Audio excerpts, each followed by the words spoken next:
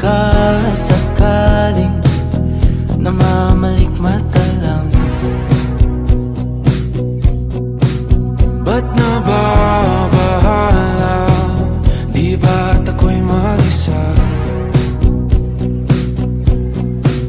Kala ko'y payapa, boses mo'y tumatawag pa.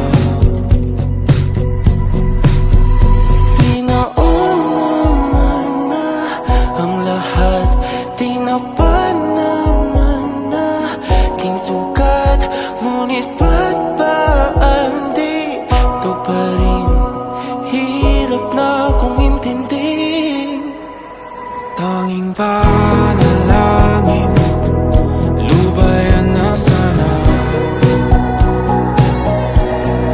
Dahil sa Istilah Manorkomaken pada pengertian yang umum berarti anti raja atau menentang raja-raja.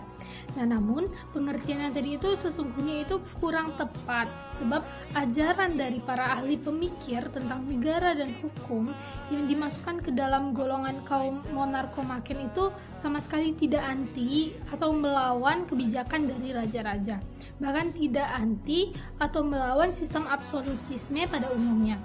Nah, jadi yang ditentang itu atau yang dilawan oleh di sini nih itu aksesnya, dalam kutip, hal atau peristiwa yang melampaui batas. Sebab timbulnya aliran Monarkomaken itu adalah karena raja mempunyai kekuasaan yang absolut dan itu selalu menimbulkan akses. Maksudnya itu raja itu bisa ikut campur soal keagamaan, bahkan dapat menentukan kepercayaan apa yang harus kita anut. Nah, tujuan dari kaum Monarkomaken ini adalah untuk membatasi kekuasaan raja yang bersifat absolut tadi. Nah, kaum Monarkomaken tidak menentang adanya kerajaan, tetapi hanya mencari dasar-dasar dan batasan dari kekuasaan raja, seperti alasannya dan tindakan-tindakan apa yang harus dilakukan jika raja tersebut melampaui batasnya. Francois Hotman adalah sarjana hukum Prancis dan tokoh intelektual Huguenot. Ia menulis Franco Gallia pada tahun 1573 setelah tragedi Malam Saint Bartholomeus pada tahun 1572. Hotman menolak gagasan bahwa kekuasaan raja berasal dari hak ilahi semata. Ia menegaskan bahwa kekuasaan raja bersumber dari persetujuan rakyat. Argumennya didasarkan pada sejarah bangsa Franka dan Gallia yang mengangkat raja melalui rakyat dan bangsawan. Raja sejak awal tidak berkuasa mutlak, melainkan tunduk pada hukum dan adat istiadat. Hotman tidak menolak monarki, melainkan hanya menentang absolutisme raja. Karena itu, meski sering digolongkan sebagai Monarkomaken, ia lebih tepat disebut pengkritik absolutisme daripada penentang monarki sejati. Brutus atau Philip Duplessis Mornay atau Stephanus Junius Brutus. Nama samaran Brutus digunakan dalam Vindiciae contra Tyrannos pada tahun 1579 yang kemungkinan ditulis oleh Philip Duplessis Mornay. Buku ini termasuk karya penting tradisi Monarkomaken, yang mana buku ini memberikan dasar teoritis tentang kontrak sosial dan hak rakyat menentang tiranni. Kekuasaan raja berasal dari perjanjian antara raja dan rakyat. Mandat rakyat kepada raja bersyarat, yaitu raja harus memerintah sesuai hukum, menjaga keadilan, dan melindungi rakyat. Jika raja melanggar perjanjian dan bertindak tiran, rakyat berhak bahkan wajib melawannya atau menggulingkannya. Prinsip utama pada aliran ini yaitu ketaatan kepada Tuhan lebih tinggi daripada ketaatan kepada raja. Jika raja bertindak melawan hukum Tuhan, rakyat tidak wajib mematuhinya.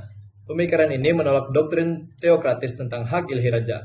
Vindiciae contra Tyrannos menjadi fondasi penting bagi teori kedaulatan rakyat dan memengaruhi kontrak sosial modern. Locke, Rousseau. George Buchanan, 1506 sampai 1582. Ia adalah seorang Scot pada tahun 1579. Ia menerbitkan bukunya De Jure Regni Apud Scotos tentang kekuasaan raja pada bangsa Scot. Buchanan hidup pada tahun 1506 sampai 1582.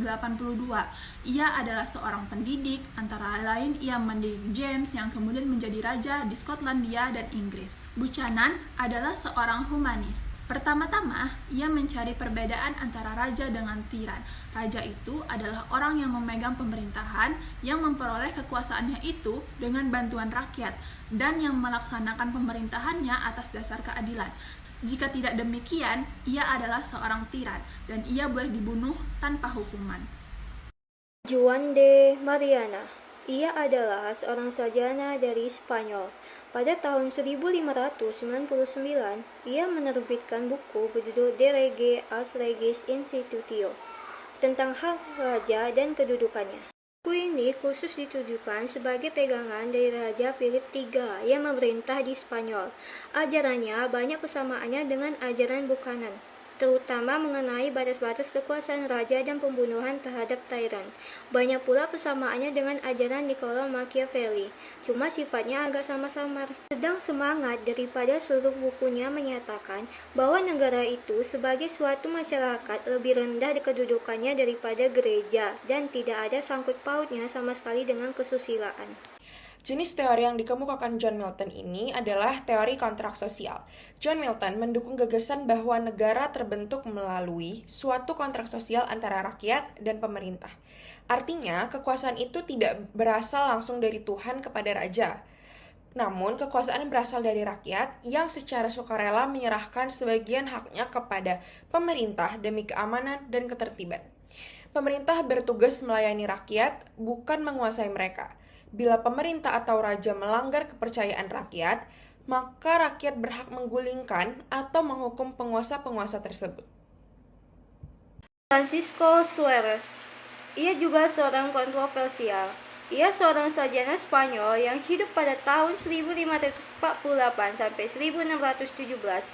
Ajarannya ditulis dalam bukunya Tractatus de Legibus Ex Deo Legislator, yang artinya uraian tentang undang-undang dan Tuhan pembentuk undang-undang. Alirannya disebut sebagai pelopor dari Hugo de Groot, karena ia telah menciptakan hukum antar negara dan memberikan kemungkinan untuk dibangunnya kembali hukum alam. Ini sesuai dengan pendapatnya bahwa tidak ada satu negara pun yang dapat berdiri sendiri tanpa mengadakan hubungan dengan negara-negara lain. Menurut Suarez, negara adalah gabungan daripada orang-orang yang merupakan suatu kesatuan karena perbuatannya berdasarkan kemauan atau karena persetujuan umum. Adanya kedaulatan rakyat. Robert Bellarmine adalah seorang kardinal Katolik, teolog, dan tokoh penting dalam kontra-reformasi. Ia memberikan pandangan berbeda mengenai asal mula kekuasaan negara. Pandangan Bellarmine sendiri itu adalah ia mengaku bahwa kekuasaan berasal dari Tuhan, tetapi melalui rakyat, bukan langsung kepada raja. Kekuasaan politik adalah alami, bukan hanya hasil dosa manusia, melainkan bagian dari kodrat sosial manusia itu sendiri. Rakyat memiliki peran dalam menentukan bentuk pemerintahan dan pemimpin mereka. Oleh karena itu, legitimasi pemerintahan berasal dari persetujuan rakyat, walaupun semua kekuasaan pada dasarnya berasal dari Tuhan. Johannes Althusius adalah seorang monarkomakan sekaligus Calvinis yang menulis Politica Methodis Digesta. Ia berpendapat sejalan dengan Aristoteles bahwa negara terbentuk secara organis dari perkembangan yang bertahap, kesatuan sosial yang lebih kecil hingga mencapai bentuk tertingginya sebagai negara. Menurutnya, raja diangkat melalui perjanjian dengan rakyat untuk menegakkan hukum, dan jika raja bertindak sebagai tiran, rakyat berhak melakukan perlawanan.